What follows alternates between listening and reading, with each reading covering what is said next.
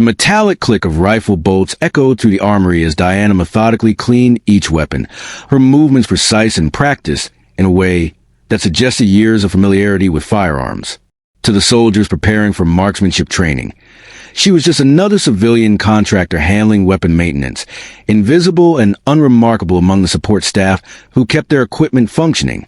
But when Sergeant Collins announced a surprise sniper qualification test and called for volunteers, none of them expected the quiet woman with the cleaning rod to step forward, and they certainly didn't expect her to hit every target at distances that left their best marksmen speechless and wondering who the hell Diana Hayes really was.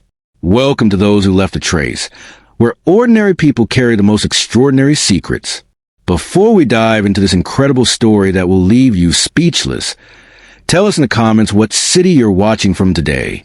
And if you believe that everyone deserves respect no matter how they appear on the surface, hit that subscribe button and join our community that honors the hidden warriors among us. The morning sun cast long shadows across Fort Braxton's shooting ranges as Diana Hayes began her daily routine in the weapons armory. At 31 years old, she stood 5 feet 6 inches tall, with short brown hair that she kept neatly styled but never flashy. Her hazel eyes held a quiet intensity that most people mistook for simple concentration on her maintenance duties, never suspecting the depth of marksmanship training and combat experience that lay behind that focused gaze. Diana wore the standard uniform of civilian weapons technicians: olive drab work shirt, black tactical pants, and steel-toed boots that allowed her to move safely through the armory environment filled with firearms and ammunition. Around her waist hung a tool belt containing the specialized equipment required for weapons maintenance, cleaning, and minor repairs. To the soldiers of 3rd Infantry Division stationed at Fort Braxton, Diana was simply Hayes, the civilian contractor who maintained their weapons with competent efficiency. She had been working in the armory for 11 months, arriving each morning at 0600 hours to begin the meticulous process of cleaning, inspecting, and preparing the firearms that soldiers would use for training and qualification exercises. What none of them knew was that Diana's expertise with firearms had been developed during 6 years as a sniper with the Army's elite Delta Force, including 4 combat deployments where her precision shooting had eliminated high-value targets in some of the world's most dangerous environments. Her understanding of ballistics, windage calculations, and long-range accuracy had been earned through missions that required single shots to save lives and complete objectives. Staff Sergeant Michael Collins represented the typical attitude that most military personnel held toward civilian contractors like Diana. At 36 years old, Collins was a career soldier with 14 years of service and the kind of confidence that came from training soldiers in marksmanship fundamentals. He viewed civilian support staff as necessary but unremarkable components of military operations, people who performed important maintenance functions but lacked the specialized training that marked true warriors. Hayes, make sure those M24s are properly cleaned, Collins said as he entered the armory to inspect weapons for the day's sniper training exercise. His tone carried the casual authority that had become routine in his interactions with civilian contractors. Diana looked up from the precision rifle she had been meticulously cleaning and nodded professionally. Yes, Sergeant Collins. All sniper weapons have been cleaned, inspected, and zero-checked according to specifications. Collins examined the weapons with the critical eye of someone who understood that rifle accuracy could mean the difference between mission success and catastrophic failure. Despite his dismissive attitude toward civilian contractors, he had to admit that Diana's weapons maintenance was consistently superior to standard requirements. Any issues with the optics or mounting systems? Collins asked, checking the sophisticated scopes and bipods that transformed standard rifles into precision instruments. Diana continued her cleaning routine as she responded. All optical systems are properly aligned and calibrated. I've documented minor adjustments on rifles 7 and 12, but they're within acceptable parameters for training use. Collins nodded, noting the precision of her technical language and the thoroughness of her maintenance documentation. Something about Diana's approach to weapons care suggested knowledge and experience that went beyond basic armor training, but he attributed it to professional dedication rather than specialized expertise. What Collins didn't realize was that Diana's weapons maintenance incorporated techniques and standards that she had learned during Delta Force training. Her understanding of precision rifle systems, optical alignment, and ammunition selection was based on years of depending on these weapons for mission success and personal survival in hostile territory. As Collins completed his inspection and prepared to begin the day's training, Diana observed the soldiers who would be participating in marksmanship exercises. Her situational awareness remained at the level required for operational security, automatically cataloging the skill levels, equipment familiarity, and training needs of personnel who would be using the weapon she maintained. Private Anderson, a 20-year-old soldier on his first assignment, approached the weapons counter with the nervous enthusiasm of someone still adjusting to military firearms training. Anderson was tall and lean, with the kind of eager dedication that reminded Diana of young snipers she had once trained for classified missions. "Ms. Hayes," Anderson said respectfully, "Sergeant Collins said I should pick up rifle number 15 for today's qualification test. Is it ready for use?" Diana retrieved the specified M4 carbine and conducted a final inspection before releasing it to Anderson's custody. Her movements were confident and efficient, displaying familiarity with firearms that exceeded typical armor requirements. "Rifle 15 is clean, properly zeroed, and ready for training," Diana replied, handing Anderson the weapon along with its documentation. "Remember to maintain proper sight alignment and trigger control during your qualification." Anderson accepted the rifle with evident respect for Diana's expertise. "Thank you, Ms. Hayes. Your advice about breathing control really helped during last week's training." Diana felt a flash of concern at Anderson's reference to marksmanship advice. Her coaching instincts, developed during years of training elite shooters, sometimes emerged despite her efforts to maintain a low profile as a civilian contractor. "Basic fundamentals are essential for accurate shooting," Diana replied carefully. "Consistent practice and attention to detail will improve your performance." Anderson nodded enthusiastically before heading to the range, but his comment had drawn the attention of Corporal Rodriguez, a 24-year-old soldier with 3 years of service who had been observing the interaction with growing curiosity. "Hayes, you seem to know a lot about marksmanship for an armorer," Rodriguez commented as he approached to collect his training weapon. "What's your background with shooting?" Diana maintained her cover while providing enough information to satisfy casual curiosity. "I've had extensive training in firearms maintenance and safety procedures. Good shooting technique helps with proper weapon care." Rodriguez nodded, but Diana could see the analytical assessment in his eyes as he processed a response.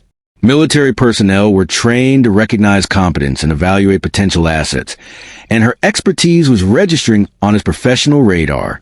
The morning progressed with standard weapons issue as soldiers prepared for marksmanship training and qualification exercises.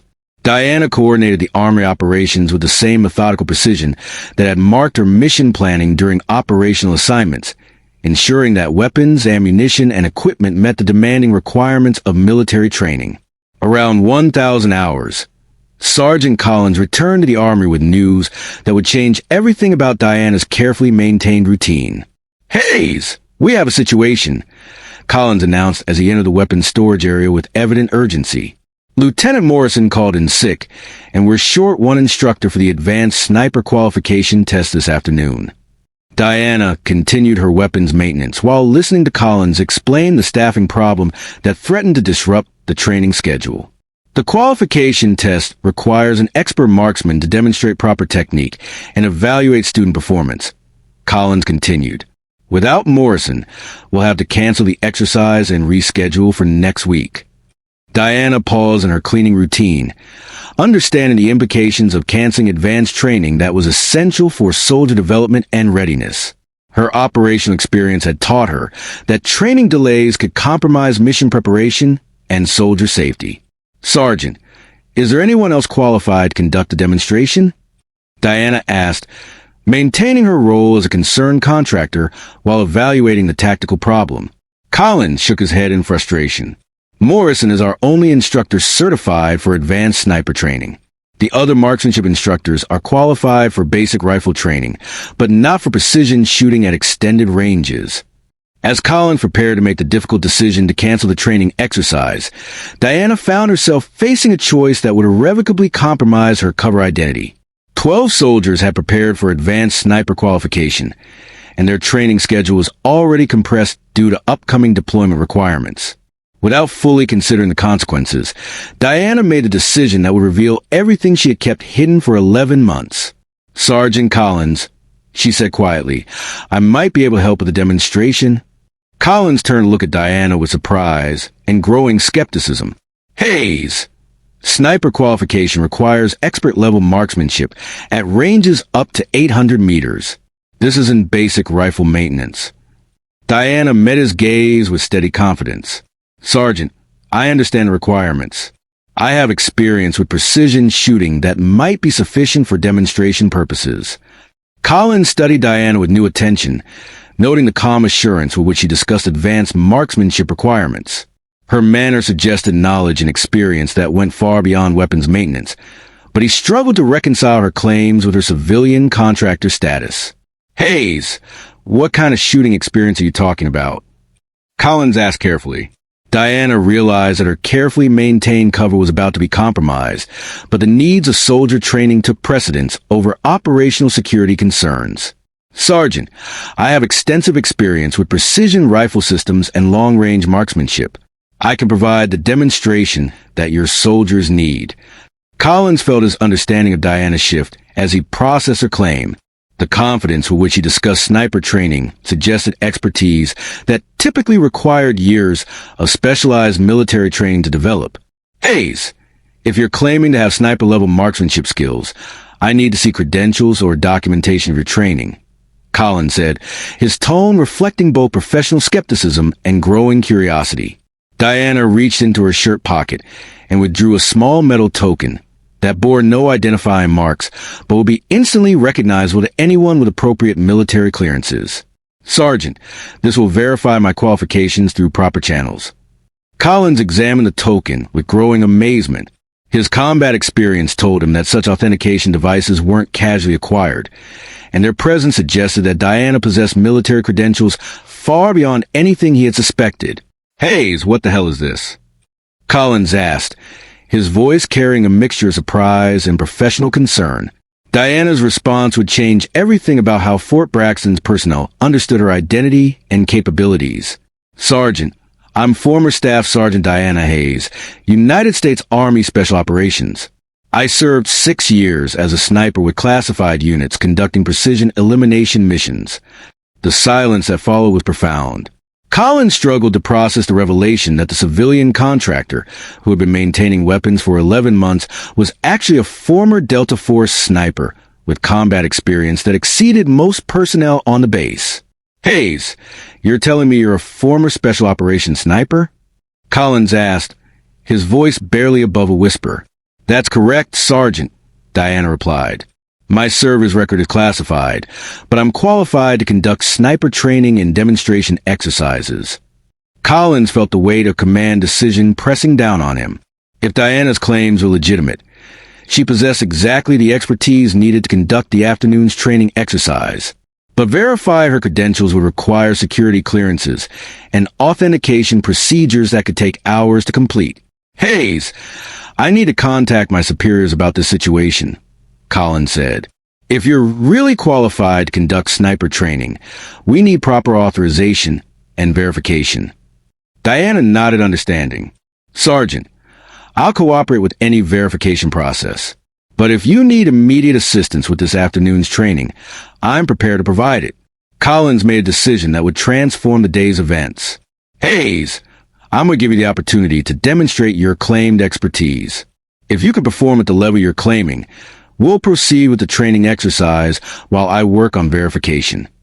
30 minutes later, Diana stood on the firing line of Fort Braxton's long-range marksmanship facility, surrounded by 12 soldiers who had gathered to observe a demonstration that would determine whether their training exercise would proceed as scheduled.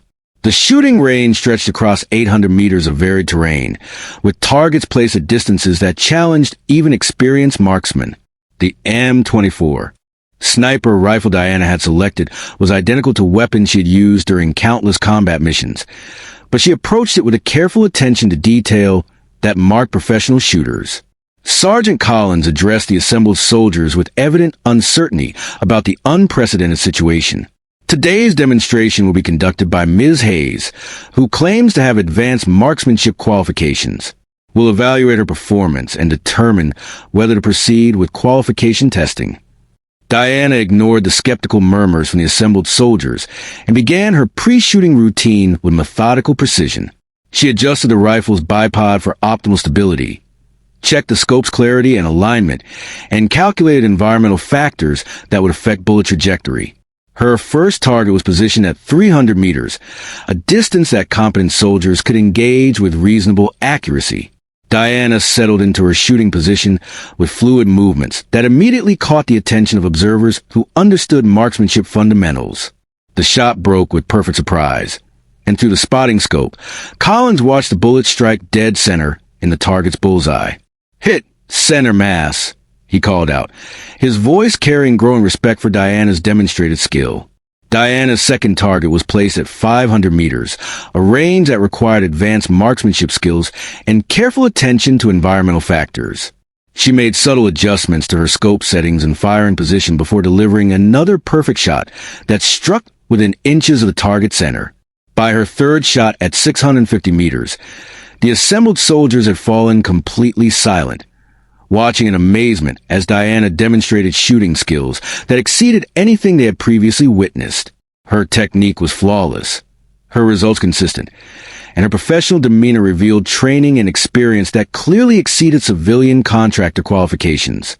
Collins felt his skepticism transform into professional admiration as he observed Diana's performance. "Hayes, your marksmanship is extraordinary. This level of precision shooting requires years of specialized training." Diana continued her demonstration with shots at 750 and 800 meters, each one striking targets with accuracy that left the observer speechless. Her final shot, delivered at maximum range under challenging wind conditions, struck within 2 inches of the target center. Demonstration complete. Diana announced as she safed her rifle and prepared to clear the firing line. All shots were successful hits at ranges from 300 to 800 meters. The soldiers who had gathered to observe the demonstration were now looking at Diana with completely different eyes. Private Anderson, who had received marksmanship advice from her earlier, stepped forward with evident amazement. "Ms. Hayes, that shooting was incredible," Anderson said. "I've never seen marksmanship like that outside of professional competitions." Corporal Rodriguez nodded in agreement. "Ma'am, your technique and accuracy are at levels that most of us can only aspire to achieve." Diana acknowledged their comments with professional courtesy while maintaining the disciplined demeanor that had marked her military service. Consistent fundamentals and regular practice are essential for precision shooting. Today's demonstration showed standard techniques that any qualified marksman can achieve.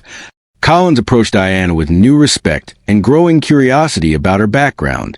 "Hayes, your performance today was exceptional, but I need to understand how a civilian contractor acquired elite-level sniper skills." Diana realized that her demonstration had irrevocably compromised her cover identity, and the time had come for complete honesty about her military background. "Sergeant, I served 6 years with Army Special Operations conducting precision elimination missions in hostile environments. My marksmanship training was developed for operational requirements that demanded perfect accuracy under combat conditions." Collins studied Diana with amazement as he processed the full implications of her revelation. "Hayes, you're telling me you're a former Delta Force sniper who's been working in our armory for 11 months? "That's correct, Sergeant," Diana replied.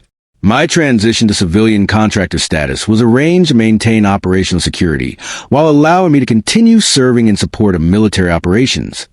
The assembled soldiers listened in stunned silence as they realized that the quiet contractor who had been maintaining their weapons possessed combat experience and specialized training that exceeded most personnel on the base. Collins made an immediate decision that would change everything about Diana's assignment at Fort Braxton. "Hayes, your expertise is too valuable to waste on weapons maintenance. I'm recommending you for immediate assignment as a marksmanship instructor with full training responsibilities." Diana felt a surge of emotion as she considered the possibility of returning to meaningful training duties that would utilize her specialized skills. "Sergeant, I would be honored to contribute to soldier training and readiness," The afternoon sniper qualification exercise proceeded with Diana serving as the primary instructor, her expertise providing valuable training opportunities for soldiers who had previously seen her only as a civilian support worker. Her instruction was precise and effective, drawing on years of experience training elite shooters for combat operations. Over the following days, Diana's transition from weapons maintenance to marksmanship instruction transformed her role at Fort Braxton and provided advanced training opportunities for military personnel throughout the installation. Her expertise in precision shooting, ballistics calculations, and combat marksmanship provided curriculum that significantly enhanced soldier capabilities. Colonel Henderson, the base commander, personally met with Diana to discuss her background and future assignment options. Henderson was 52 years old, a career officer with 28 years of service who understood the value of experienced instructors in soldier development. Sergeant Hayes, Henderson said, using Diana's former military rank, "Your service record shows exceptional performance during 6 years of special operations. Your expertise is exactly what our marksmanship program needs." Diana straightened to attention with the bearing that had marked her military service. "Thank you, Colonel. I'm committed to providing the best possible training for our soldiers." Henderson nodded approvingly. "Your demonstration yesterday was remarkable, but more importantly, your instruction showed the kind of patience and expertise that develops effective marksmen. I'm assigning you as senior marksmanship instructor with full authority over precision shooting programs." The assignment represented not just personal vindication for Diana, but also organizational recognition of the importance of utilizing expertise regardless of apparent position. Her patient endurance of 11 months in weapons maintenance had prepared her for training responsibilities that required both technical knowledge and humility. Sergeant Collins, who had been the first to recognize Diana's capabilities, approached her with profound respect and curiosity about her transition to civilian status. "Ma'am, if you don't mind me asking, how does a Delta Force sniper end up working as an armor at a training base?" Diana's expression grew thoughtful as she considered how much to reveal about the circumstances that had led to her current assignment. "Sergeant, my operational service ended following missions that created security requirements for my transition to civilian status. The armor position allowed me to remain connected to military operations while maintaining necessary operational security." Collins nodded understanding. "Ma'am, your sacrifice is appreciated, and your expertise will make a significant difference in soldier training and readiness."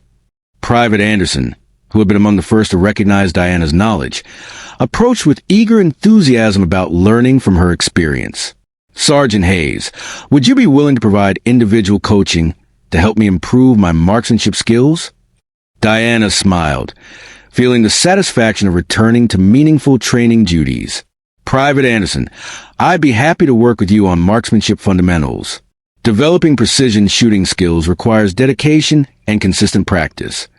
The soldiers who had observed Diana's demonstration spread the story throughout Fort Braxton, creating a legend about the importance of recognizing expertise regardless of apparent position. Her transformation from overlooked contractor to respected instructor became a reminder that assumptions about people based on their assigned roles can be dangerously wrong. For Diana, the revelation of her identity had ended 11 months of professional exile and restored her to meaningful military service that utilized her specialized training and combat experience. Her time as a dismissed weapons technician had taught her valuable lessons about humility and the importance of every person's contribution to military operations. The marksmanship program benefited from instruction by someone who understood both the technical aspects of precision shooting and the practical applications of sniper skills in combat environments. Diana's ability to teach ballistics, environmental considerations, and combat shooting techniques provided training opportunities that significantly enhanced soldier capabilities and readiness. Most importantly, the personnel at Fort Braxton learned that expertise and dedication can be found in unexpected places, that assumptions about people based on their apparent roles can overlook valuable capabilities, and that true professionals demonstrate their worth through consistent performance rather than seeking recognition or advancement. The M24 sniper rifle that had revealed Diana's secret became a symbol of the hidden expertise that supports military operations through training and preparation that soldiers depend on for mission success. Her demonstration shots at extended ranges remain legendary examples of the precision and skill that marked elite military training. Diana's story concluded with the understanding that true warriors serve wherever they're needed, that professional worth transcends official position, and that the most valuable contributors to military readiness are often those who perform their duties with quiet excellence while carrying expertise that can transform training and save lives in combat situations. Her weapons maintenance tools, which had once defined her daily routine, now accompany the advanced training equipment that mark a return to elite military instruction. But they also carried the lessons learned during 11 months of patient service in a role that had taught her the value of every person's contribution to military operations and the importance of maintaining professional standards regardless of recognition or acknowledgement. The shooting demonstration that had changed everything remained a testament to the power of hidden expertise and the reality that excellence, once revealed, cannot be ignored or dismissed. Diana Hayes had transformed from invisible contractor to respected instructor through a single afternoon that proved capability transcends appearance and that true marksmanship, like true character, reveals itself when the moment demands precision under pressure.